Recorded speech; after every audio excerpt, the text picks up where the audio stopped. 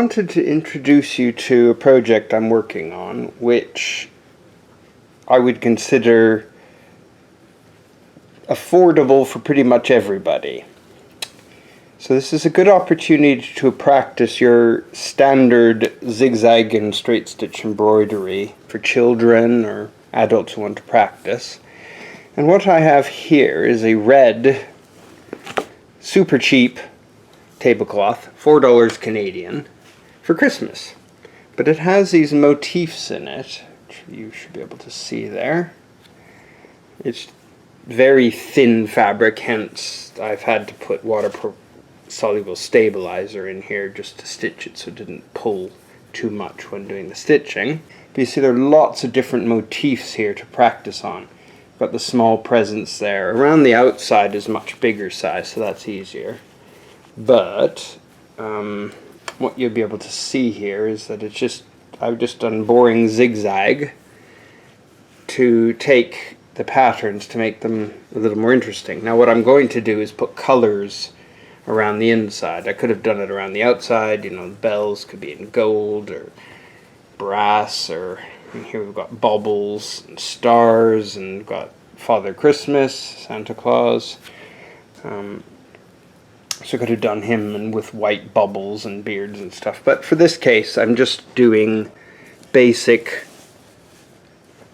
zigzag embroidery. Now on here I've got a fast machine because this will take a long time, even at high speed. But that's part of the fun. There's no rush on this. And I just wanted to show you some of the basics that we've got going on here. So this machine's it will be faster than what you're used to. I'm trying to do this in one hand. I could run it on the slower speed. But you get the idea. You just fill in, you trace over the pattern. So you can see here's the boring, here's just the standard fabric, and then here's the pattern. Now this is the part I've embroidered already, and this is the part I haven't. So it's just a way to enhance it a bit.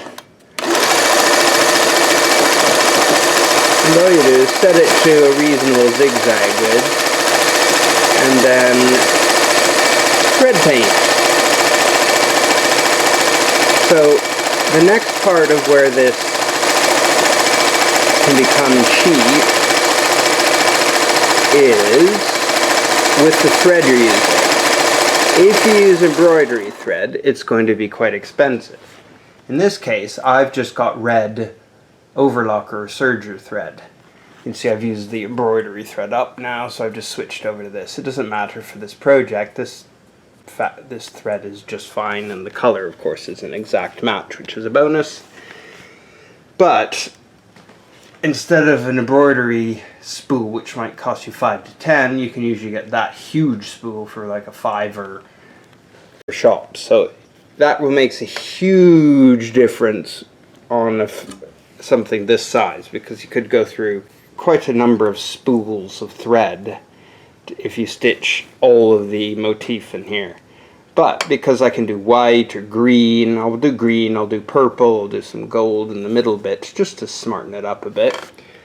But either way, these overlocker threads are quite cheap, and you can find them usually even used at a discount, and they'll do just fine for this sort of project.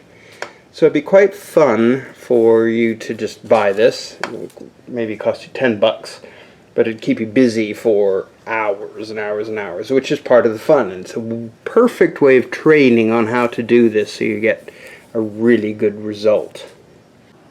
So this table runner, again, $4, not overly beautiful.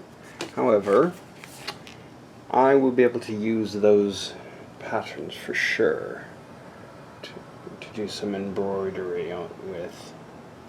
So I'm quite pleased that this will also join the fun collection I've got working for Christmas. And it goes kind of well with that, what I'm working on there. It'll do the job, but I've got a white tablecloth that will look even better, or something else. But once I do I'll probably use a metallic thread and a few other things just to smarten it up a bit, because it's a bit not to my taste, but I will work on the berries and stuff, and I think that'll bring a bit more life to it.